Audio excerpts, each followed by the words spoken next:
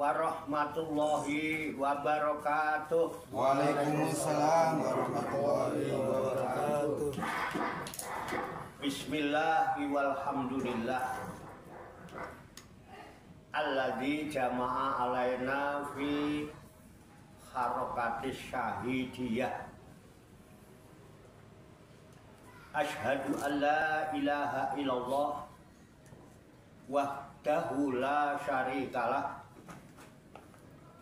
wa asyhadu anna sayyidana Muhammadan abduhu wa rasuluh la nabiyya ba'dah.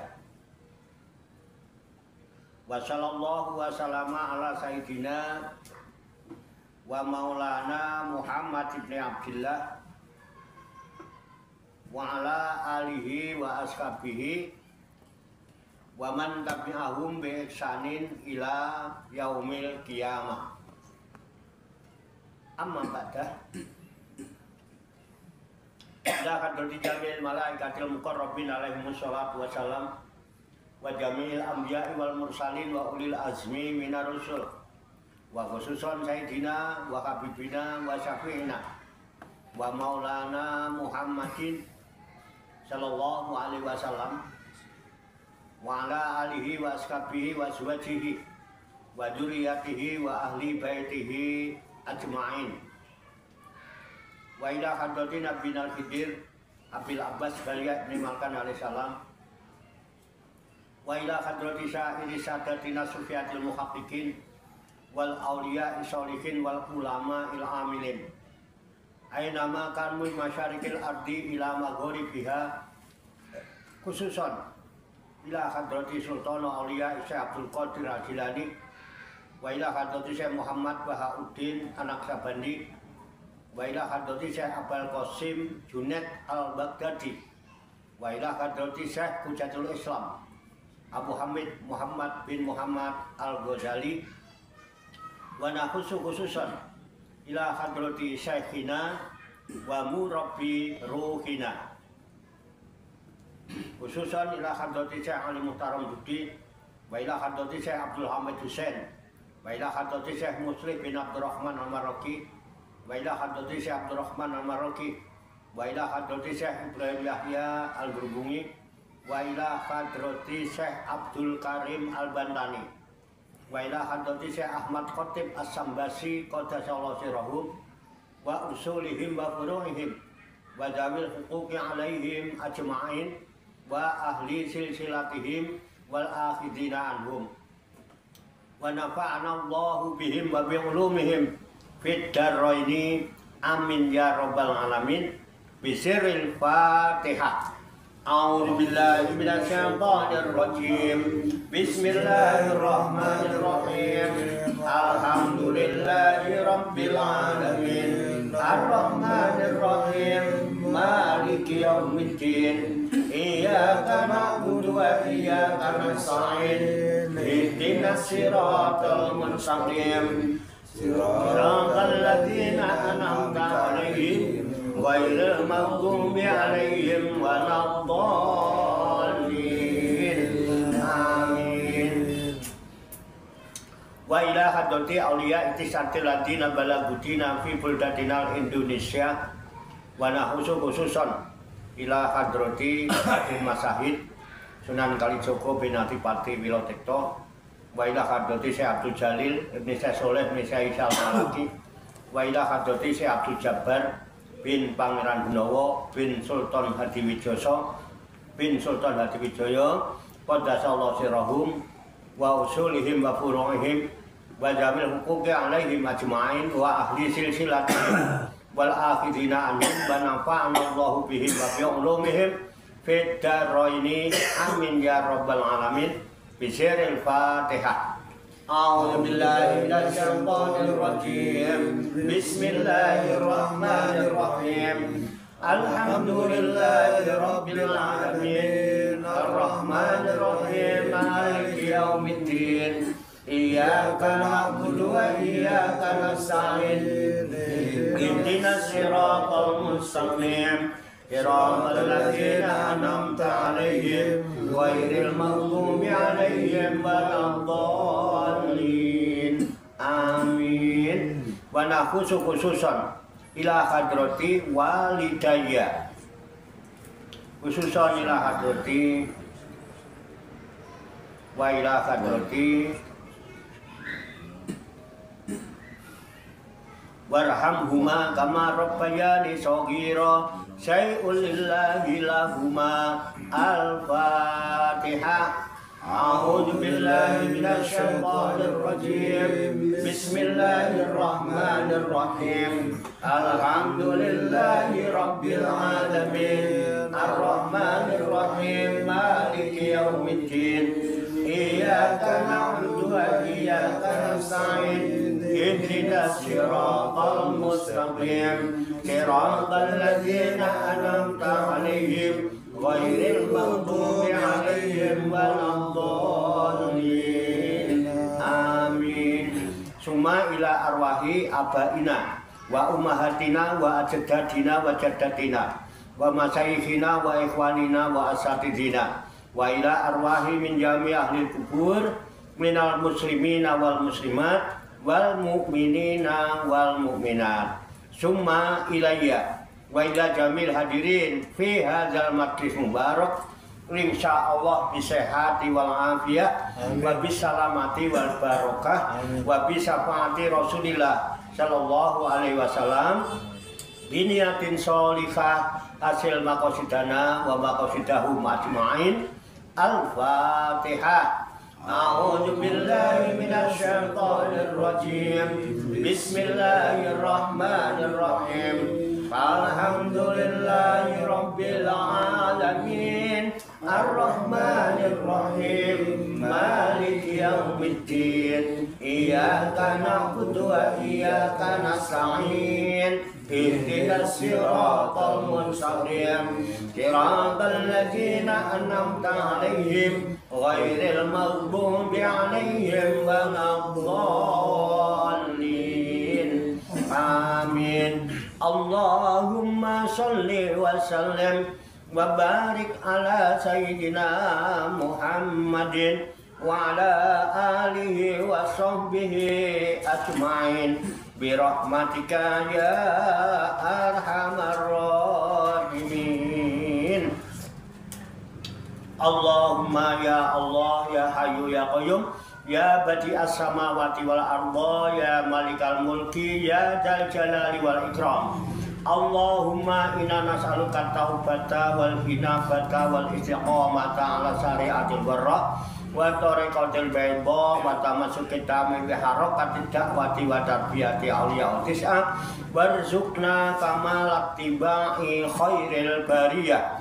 Allahumma alhimna ilman na'rifu bihi awamiraka wa na'rifu bihi nawahiyaka warzuqna Allahumma balaghata fahmin nabiyyin wa fasakhata hifdzil mursalin wa sur'ata ilhamil malaikatil muqarrabin wa akrimna Allahumma binuril ilmi wa judatil fahmi wa sur'atil fahmi warzuqnal hikmata wa ma'rifatal ilmi wasabati zihni wal aqli wa akhrijna min dhulumatil wahmi wa alimna asrara hikmatika bi haqqi sayyidina Muhammadin sallallahu alaihi wasallam bi rahmatika ya arhamar rahimin walhamdulillahi rabbil alamin.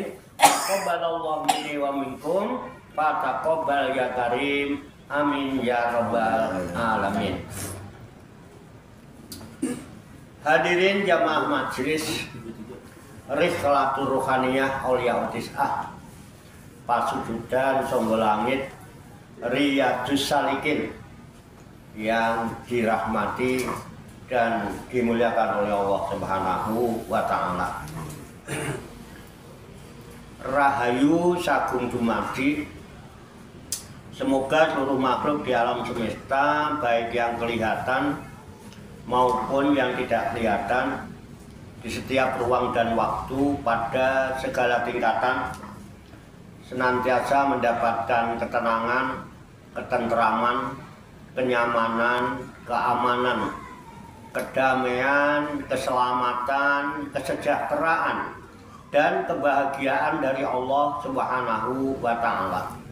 Dan kepada kita sekalian semoga senantiasa mendapatkan cucuran rahmat, maghfirah, barokah, dan ridha Allah Subhanahu wa Ta'ala, diberikan kesehatan tubuh kita dan batin kita, jasmani dan rohani kita, dimudahkan dan dilancarkan segala urusan usaha dan pekerjaan kita, dimurahkan dan diberkahkan rezeki kita, dipanjangkan umur, sehat walafiat untuk bekal ibadah kepada Allah Subhanahu wa Ta'ala. Amin ya Rabbal Alamin. Marilah kita lanjutkan tabarukan kita, ngalap barokah ya. Bedah buku mistik dan makrifat Sunan Kalijogo. Semoga dengan wasilah bedah buku ini, di samping menambah wawasan, semoga Allah Subhanahu wa Ta'ala membimbing kita sekalian menuju jalan kesempurnaan. Kesempurnaan ilmu, kesempurnaan iman, kesempurnaan ihsan, kesempurnaan Islam, serta kesempurnaan hidup dalam berserah diri kepada Allah Subhanahu wa Ta'ala secara totalitas, secara kafah.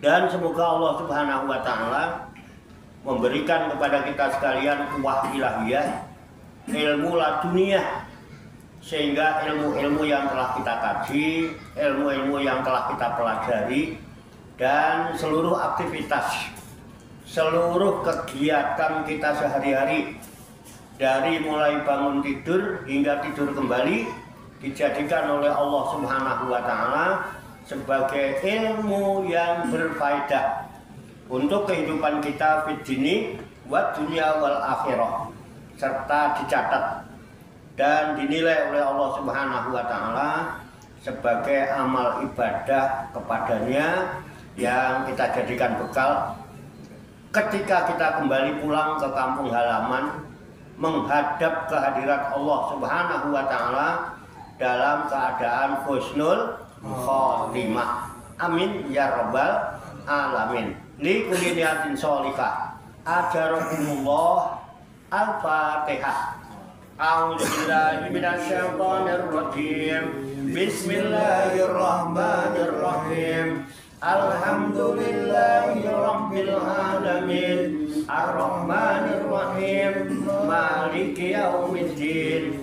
Iyyaka na'budu wa iyyaka nasta'in. Ihdinas siratal mustaqim. Siratal ladzina an'amta 'alaihim ghairil maghdubi 'alaihim waladdallin. Amin. Baiklah, saya bacakan halaman 75 ya. 73. Iya. Bab kelima. Iya. Tentang diri Manusia. Kemarin kita sudah mengenal tentang hidung, rumeksa, ilmungi secara lengkap ya. Ini bab kelima membahas tentang diri manusia. Tentang diri manusia, bukan hanya filsafat barat atau alam pikiran India yang kaya dengan telaah kehidupan diri manusia. Sunan pun mengajarkan jati diri manusia kepada masyarakat. Bukan filsafat barat dari India yang mengenal tentang telaah kehidupan diri manusia. Sunan Kalijogo pun mengajarkan jati diri manusia kepada masyarakat tentang jati diri manusia, bahwa diri manusia. Seperti juga pada doa, ajaran tentang filsafat kehidupan juga dituangkan dalam bentuk kidung. Jika filsafat lebih menitik beratkan pada wacana intelektual, tidak demikian halnya dengan ajaran kidung dari Sunan. Ajaran dalam kidung lebih difokuskan pada kehidupan nyata. Fokus pada kehidupan nyata, yaitu menjadi manusia yang waspada. Di samping eling. Sak beja-bejane wong kang lali, isih bejo wong kang eling lan waspada. Nah, kita tidak asing bila ada orang yang mengatakan eling dan waspada.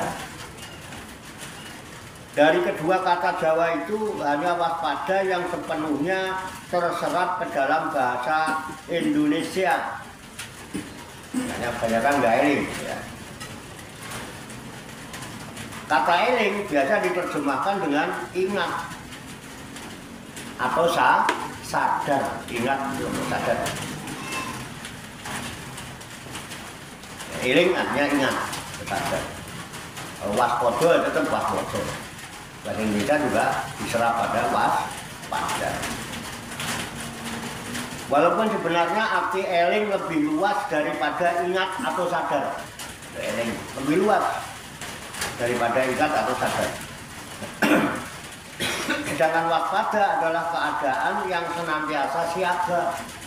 Waspada itu keadaan yang senantiasa siaga menghadapi segala sesuatu yang akan didatangkan oleh Allah kepada kita saat ini. Mungkin hari ini di sini siaga, selalu awas. Hidup di dunia ini sebenarnya dalam belenggu kepura-puraan. Jadi hidup di dunia ini sebenarnya berada dalam belenggu kepura-puraan, etok-etok, apus-apus, tipu daya. Seiring dengan firman Tuhan ya.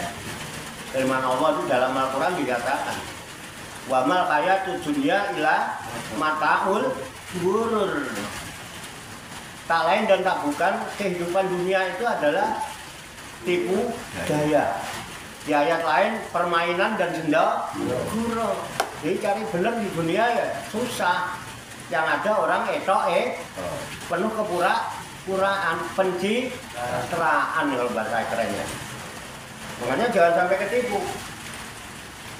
Jangan sampai ketipu. Banyak yang palsu dunia. Allah sendiri yang menyatakan dunia itu pura-pura, main-main, senda gurau, tipu daya. Mataul gurur, magrur gitu ya. Orang yang ketipu disebut magrur. Hal ini disebabkan manusia itu tidak tahu mau kemana dalam hidup ini. Manusia itu tidak tahu mau kemana hidup ini. Dalam hidup ini loh mau kemana gitu loh. Ini yang jadi masalah. Nah, kalau orang pada tahu hidup ini mau kemana, ya nggak nanya. Ihdinas siratal mustaqim kan karena nggak tahu mau kemana hidup ini, dalam hidup ini mau kemana ini. Kebanyakan nggak tahu. Makanya masih ihdinas siratal mustaqim. Minta petunjuk. Lalu manusia mencari pegangan. Lalu manusia cari pegangan. Ketelan. Gitu. Apa yang dipakai pegangan? Makanya kalau orang Jawa di rumah-rumah orang kampung ya, Jawa itu mesti ada kendi. Kendi itu artinya teken sing gede. Tongkat yang besar. Apa tongkat ya? Tongkat itu alat yang jadikan pegangan supaya bisa berdiri tegak. Ya keseimbangan. Bisa imbang. Kenapa harus besar? Ya kalau nggak besar nggak kuat. Cari pegangan yang kuat artinya. Cari pegangan hidup yang kuat, yang jelas gitu loh. Ya kan? Dikira kuat nggak taunya meleset, ya, gitu loh, takutnya begitu. Ya, jadi apa yang dipakai pegangan? Umumnya yang dipakai pegangan adalah agama atau kepercayaan, itu pegangannya. Jadi agama itu ageman, pegangan hidup, pedoman. Mau pakai pedoman apa? Gitu. Nah, agama itu banyak, kepercayaan juga banyak. Agama mengandung unsur kepercayaan, otomatis. Nah, agama itu arti iman artinya percaya. Tetapi kepercayaan belum tentu dalam bingkai agama. Kalau agama otomatis mengandung unsur kepercayaan. Kalau kepercayaan itu belum tentu dalam bingkai agama. Karena apalagi di Indonesia ini kepercayaan banyak, tapi nggak dimasukkan di dalam bingkai agama. Ini ada berapa? 4 apa 5 ini kan. Islam, Kristen, Katolik, Hindu, Buddha ya. Ada Konghucu itu udah masuk kok belum? Itu ya. Di negara-negara komunis atau bekas negara komunis banyak manusia yang tidak beragama, tetapi mereka memiliki kepercayaan. Nggak beragama tapi punya kepercayaan, punya keyakinan. Bahkan berupa tahayul. Kepercayaan yang berupa tahayul, namanya juga tahayul ya, khayalan nanti gitu. Tahayul, kata khayal. Misalnya percaya pada nomor tertentu membawa sial. Oh, ini nomor ini bawa sial nih. Sampai sekarang di dunia masih ada. Nggak mau pakai nomor 13 karena angka sial. Sampai katanya ada kamar-kamar hotel itu nomor 01, 02, 03 sampai 011, 012, 13-nya nggak ada. Gantinya 12A. Karena dia menganggap angka 13 itu angka sial. Ada kepercayaan begitu, ada. Gitu. Nah, bagaimana kalau RT 13? Sial. Ya itu masalahnya. Ini kan hal-hal kayak gitu tuh masih. Dia dianggap membawa sial, angka tertentu membawa sial. Nomor ya. Bunyi burung tertentu pada waktu tertentu merupakan tanda akan adanya bahaya. Burung telepuk, dulu ya. Wah, ada kuntilanak. Kalau burung yang bunyinya wek, yakin ya, sesok orang mati ya. Iya, tiap hari ada orang mati. Itu tanda nyobek kain kapan katanya. Terus ada burung apa itu? Mau ada maling. Tidak ada begitu-gitu masih ada. Dan lain-lain banyak lah yang kepercayaan begitu banyak. Termasuk hari ya kan. Hari ada hari baik, ada hari nggak baik. Unsur utama dalam agama yang dipegangi erat-erat juga kepercayaan. Dan unsur utama dalam agama yang dipegang erat-erat juga kepercayaannya. Iman. Nggak cocok sama iman ya? Benernya bener dipanggil. Apa yang nyariin? Mbah ada yang nyariin. Ya kan? Itu.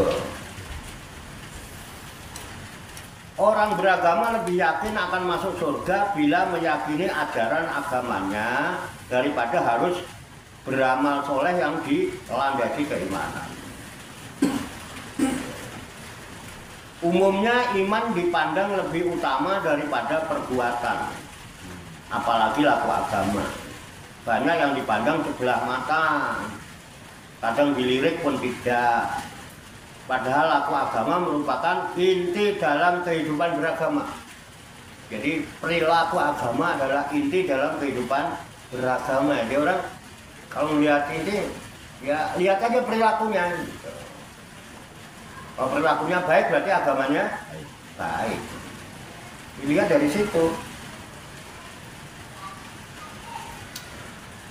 Laku agama merupakan penghayatan batin dalam beragama. Laku agama itu penghayatan batin dalam beragama. Jadi agama itu jangan di luarnya, tapi juga ada batinnya agama, eksistensi.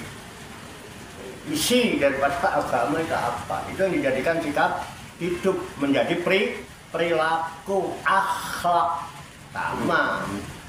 Nah, Rasulullah membawa Islam ini, agama Islam membawa apa ya? Dalam rangka inama buistu liutamima makarimal akhlak. Gitu kan lihat orang beragama Islamnya baik, lihat aja akhlaknya itu begitu.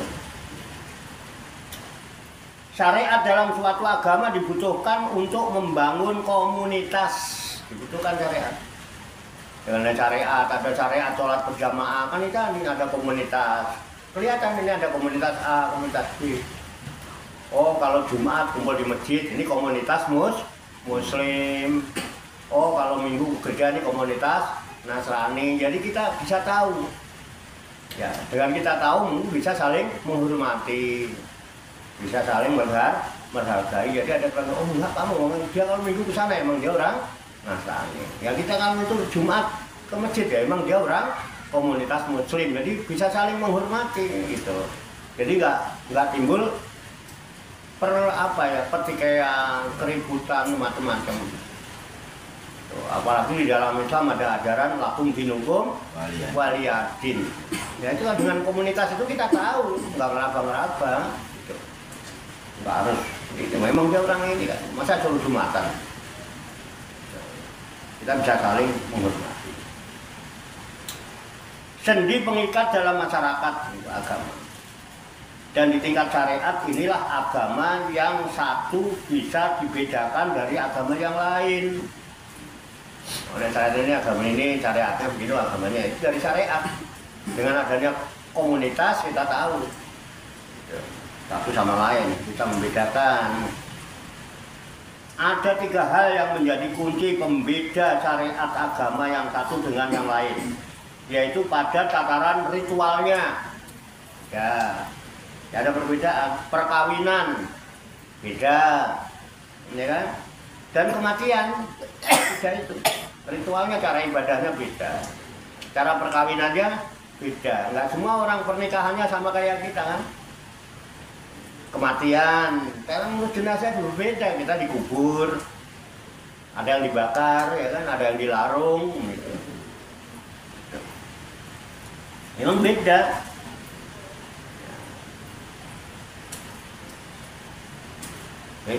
Ya, tatanan ritual, perkawinan, dan kematian. 3 unsur itu yang kelihatan mencolok gitu ya.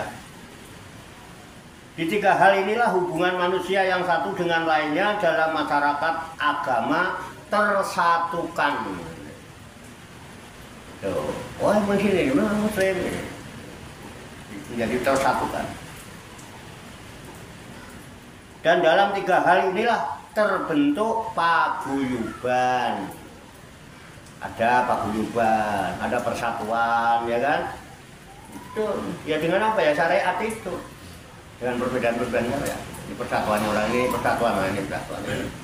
Ya tujuannya biar saling mengenal, kan tujuan diciptakan manusia lita arrofu, berbeda-beda itu supaya saling mengenal. Kalau tahu perbedaannya kita bisa saling menghormati keberadaannya, gitu, saling menghargai ya.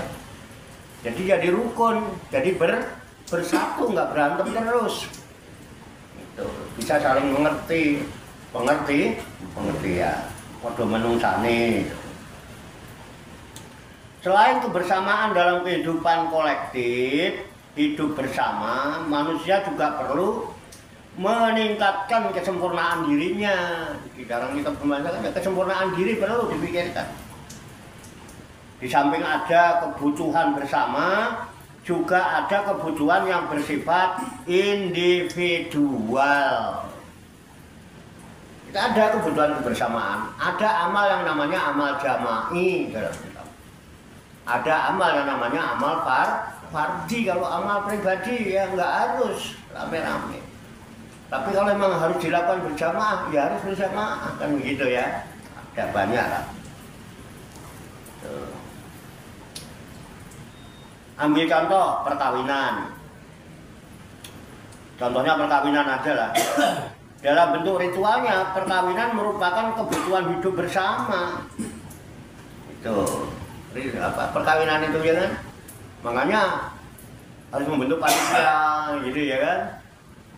Supaya ada pembagian tugas nggak tumpang tindih. Ini bagian nampung tamu, ini bagian pagrayu, ini bagian kebersihan, ini bagian banyak dalam perkawinan. Itu amal jama'i di saat itu. Tetapi dalam pemenuhan kebahagiaan, perkawinan merupakan kebutuhan individual. Masalah nikmatnya ora iso terus berbagi. Nggak ada pengantin baru kok. Pripun Mas Lukman ajeng derek ngincipi napa? Ora oleh. Tapi kalau waktu ini ya berjamaah kita bareng-bareng gotong royong yo rukun pas untuk pemenuhan pribadi ya ora iso. Tadi kan capeknya bareng-bareng kita. Monggo nek ajeng melo ngincipi ya repot. Naruh saham. Mesti antri nganti sik. Nang kula riyen nggih. Mas Lukman mungkin nggih, sekedar kok. Sekedar kok. Rahmat pripun? Monggo nek bagian. Nek keburu esuk ya sesuk neh. Angel malah repot. Gendeng. Iya. Nah, itu contohnya. Di samping kemudian kehidupan bersama, ada juga kebutuhan dalam menunaikan kehidupan pribadi secara individu. Ada amal fardhi, ada amal jama'i dalam ajaran agama kita. Makanya orang sholat sendiri disebut munfarid.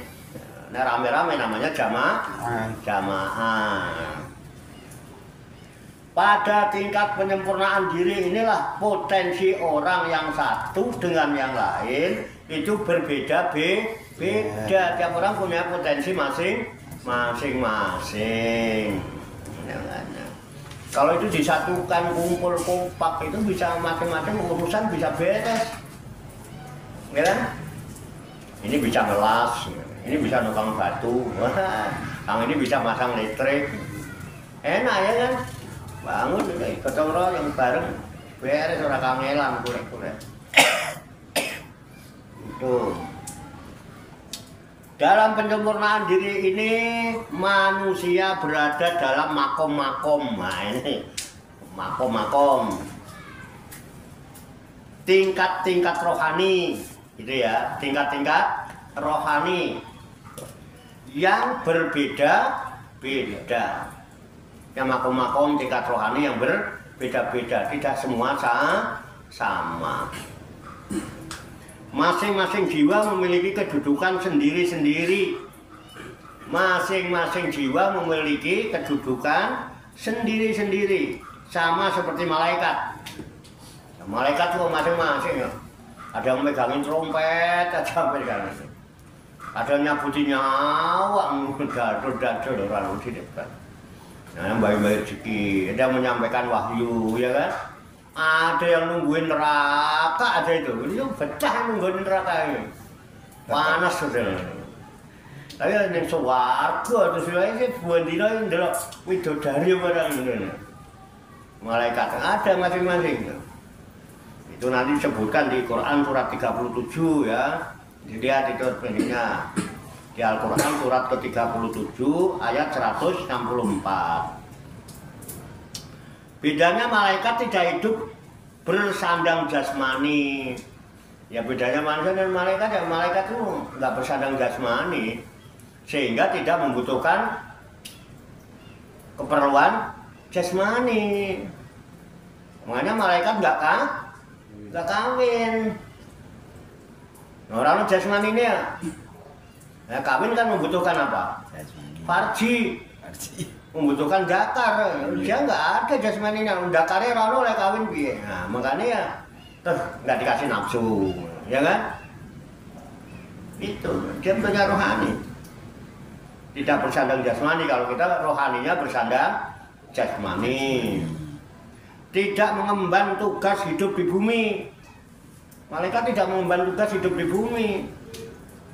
Ada alamnya Diri. Nah ini yang harus kita ini nanti, ada alamnya sendiri.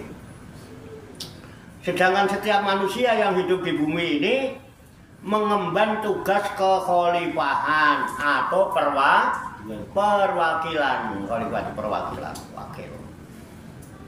Sebagian orang memperoleh posisi yang lebih tinggi daripada yang lainnya, jadi nggak sama.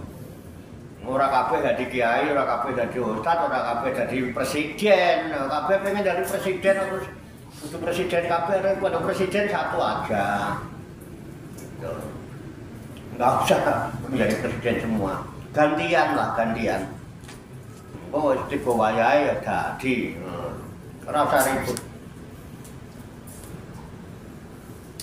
Nah, Sunan Kalijaga mengajak kita untuk memahami perjalanan hidup dan posisi kita dalam hidup ini. Ya, memahami perjalanan hidup dan posisi kita dalam hidup ini. Perjalanan hidup kita ini dari mana mau kemana? Ya kita. Kemudian posisi kita dalam hidup ini apa? Itu harus dipahami posisinya masing-masing. Tujuan kayaknya sama, kan gitu ya. Walaupun mungkin ada yang berpikir tujuannya beda, nah, itu masalah ada yang beda. Jadi untuk apa gitu ya? Posisi kita dalam hidup ini untuk apa? Agar kita bisa menerima tugas atau kodrat hidup yang telah kita setujui dengan sukarela. Jadi kodrat hidup yang telah kita setujui dengan sukarela.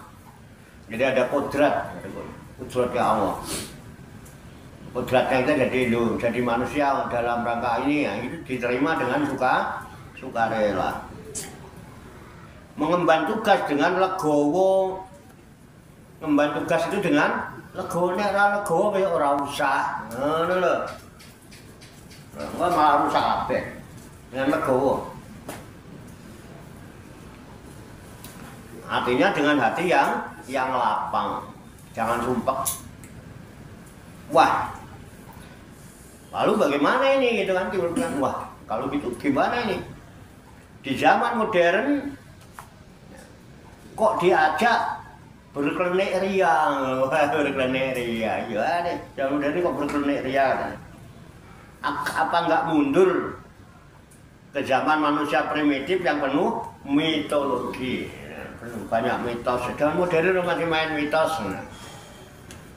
Nah, ini pertanyaan yang timbul. Apa yang diajarkan Sunan Kalijaga tidak lekang oleh zaman? Jadi diajarkan Sunan Kalijaga itu tidak lekang oleh zaman. Ya, selalu apa? Bisa diamalkan dalam setiap zaman. Bisa. Dan mempelajari serta memahami hal-hal yang bersifat kerohanian tidaklah bermakna klenik. Mempelajari hal-hal yang bersifat kerohanian itu bukan klenik. Karena manusia itu terdiri dari jasmani dan rohani. Masalah kerohanian klenik. Oh, iya nih.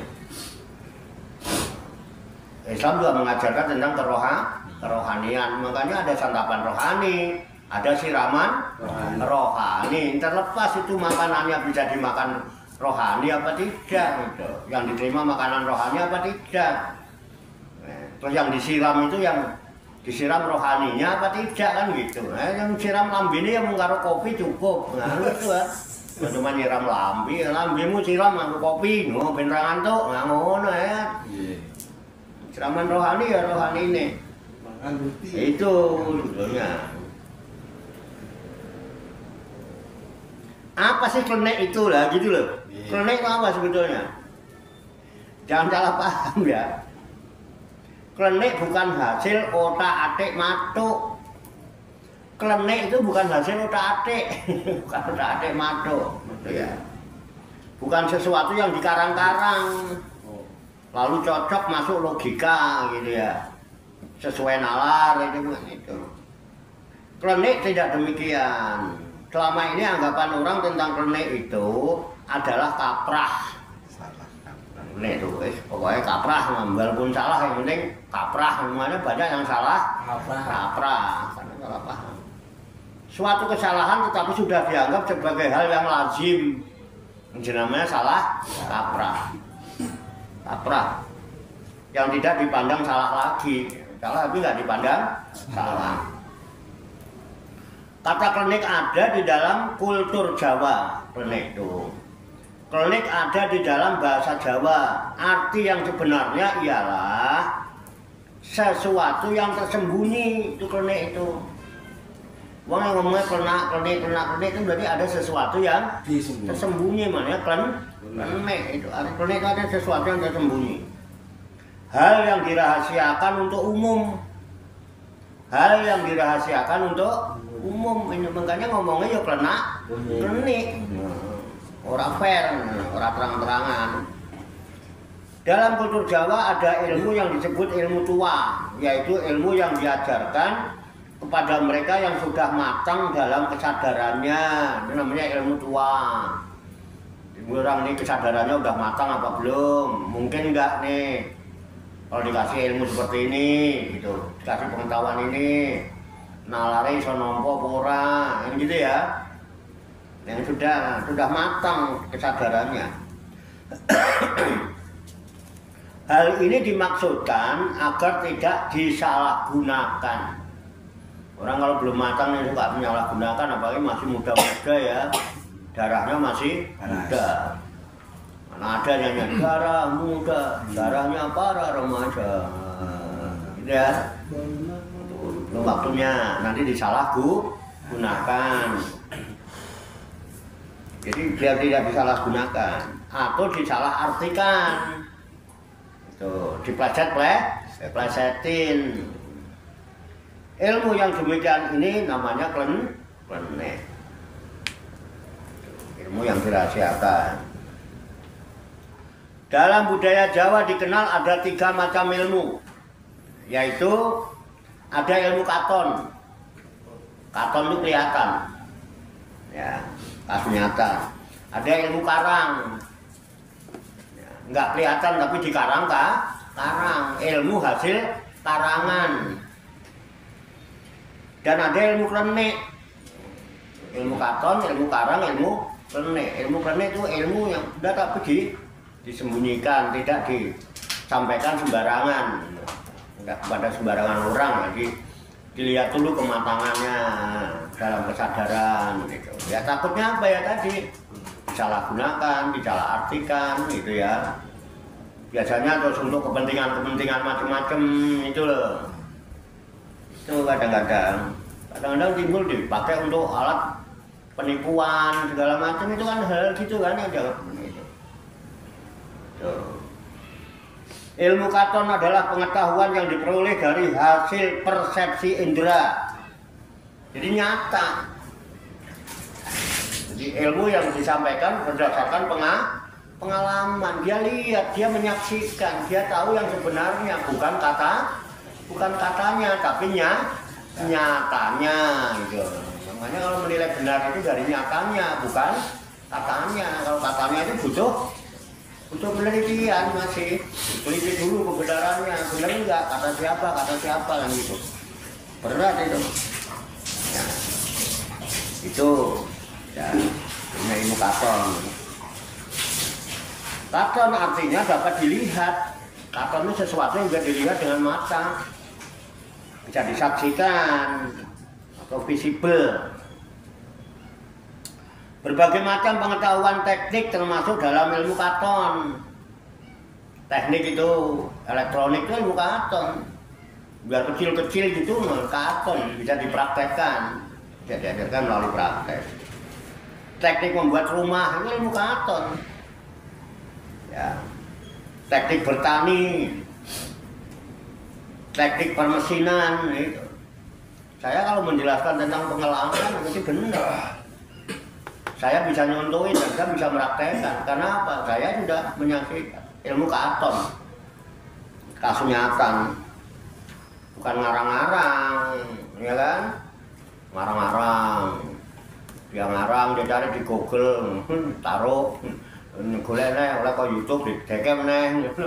Ayo hasil share. Lu kayak padahal dia sendiri nggak ngerti aslinya. cuman punya kepentingan untuk orang lain gitu, yang nggak tahu apa yang diharap. Nah, mestinya sesuatu input itu dijadikan bahan proses berpikir, kemudian diamati supaya kita mengerti apa yang sedang kita pikirkan. Udah paham baru eksekusi, dipraktekkan bener apa ora. Kalau emang apik ya berarti apik, nek bener berarti bener, hasilnya emang bisa diterapkan, baru dijadikan pedoman. Nah, kalau belum udah ngotot gak karuan, dia sendiri belum ngerti, belum paham. Bahasa Pak Tarso, magel Pak, ngono kae ngerti. Ya magel, singkong magel, barang magel itu kan repot, nggak dimakan, merasa udah dimasak, dimakan bikin kentut melulu, itu singkong magel namanya ya. Singkong magel, jagung magel ya orang ngerti lah ya. Ubi magel banyak. Teknik kelistrikan, ini kan ilmu katon ya, teknik listrik bisa dipelajari. Teknik elektronika dan lain-lainnya ada di dalam lingkup ilmu katon. Nah, ilmu karang malah termasuk istilah yang kurang mujur. Ilmu karang itu istilah yang kurang mujur, ya kan? Kurang mujurnya apa?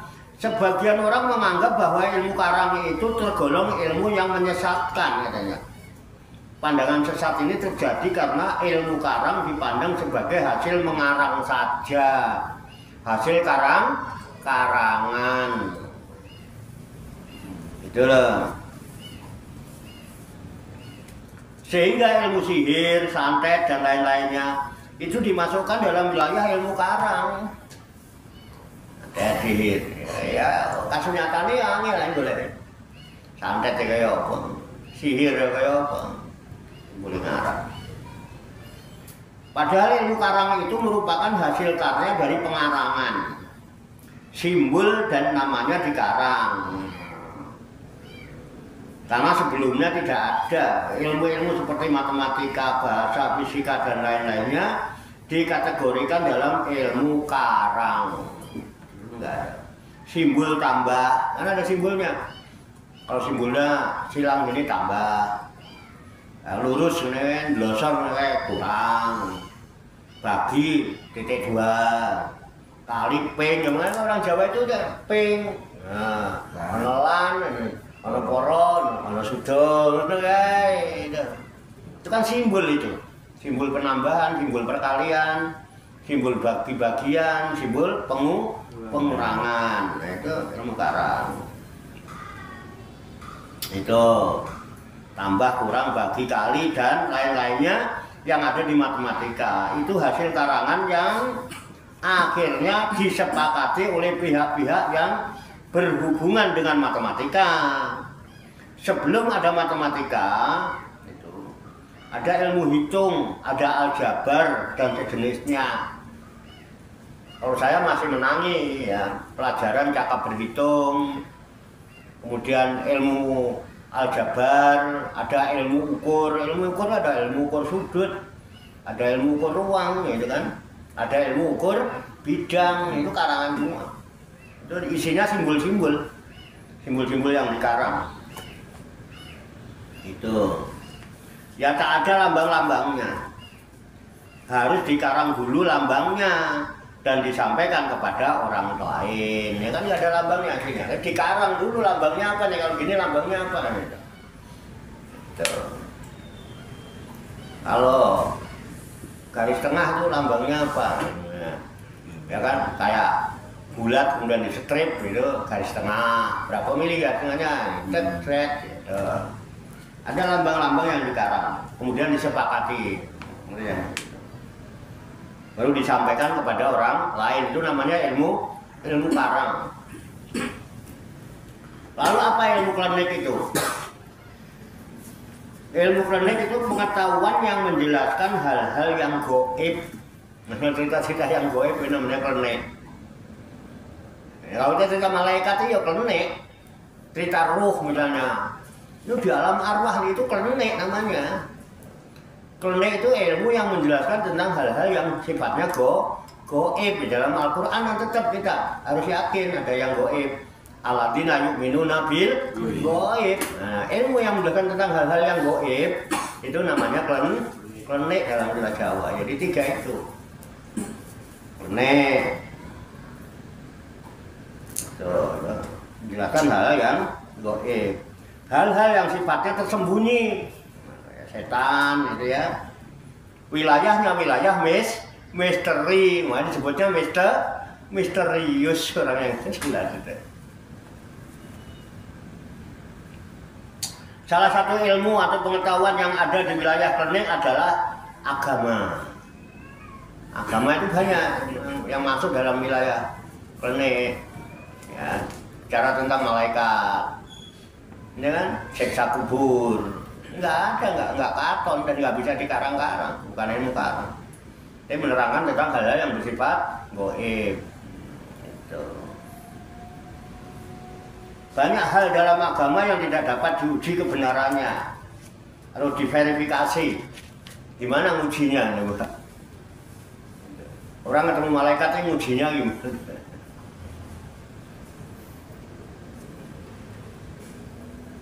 Kebenarannya hanya bisa dimengerti oleh mereka yang menempuh ilmu ma'rifat. Itu yang bisa. Bagi orang awam, kebenaran agama cukup diyakini. Udah yakin aja, yang penting kamu. Walaupun ujung-ujungnya lu dihapusi bareng lu kayaknya. Ciwas tak amal lo yang jebul, kayak ya. Yang penting yakin aja udah.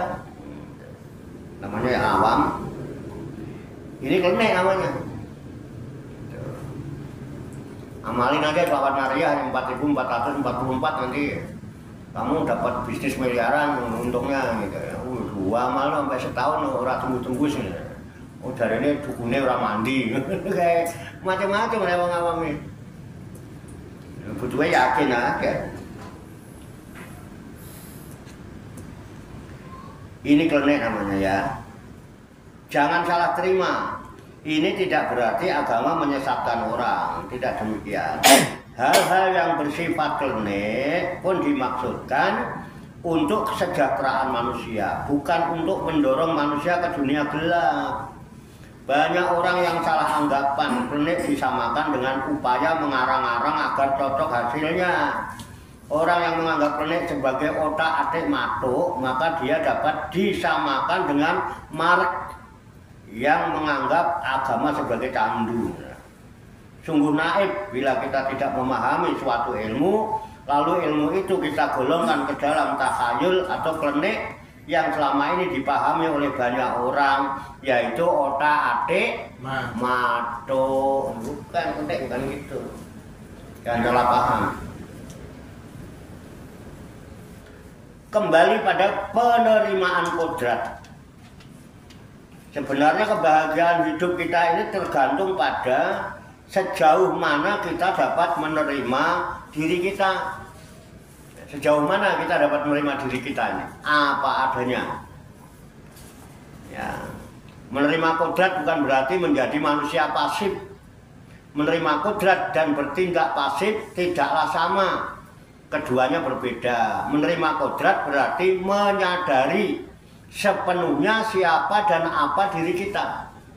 Menyadari sepenuhnya ya siapa dan apa diri kita.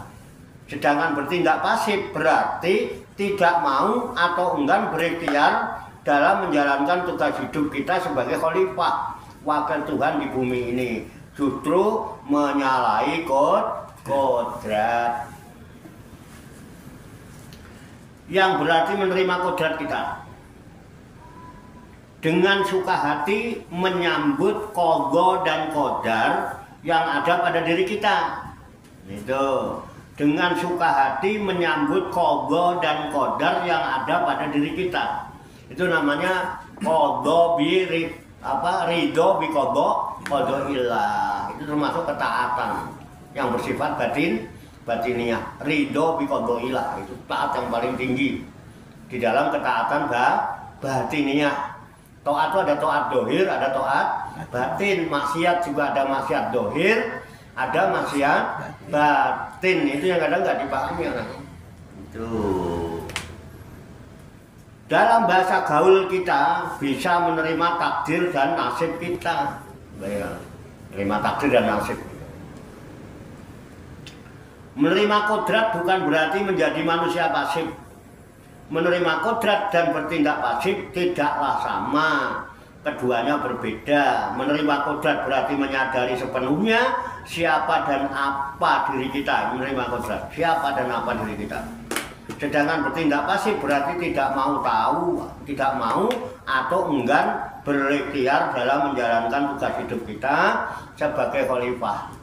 Nggak mau berikhtiar, nggak ada upayanya, nggak punya sikap, gitu loh, nggak bersikap sebagai wakil Tuhan di bumi ini justru menyalahi kodrat. Wis ngerti kok nggak bersikap berarti nyalahi kodrat, tidak mau menerima kodrat sebagai manusia kita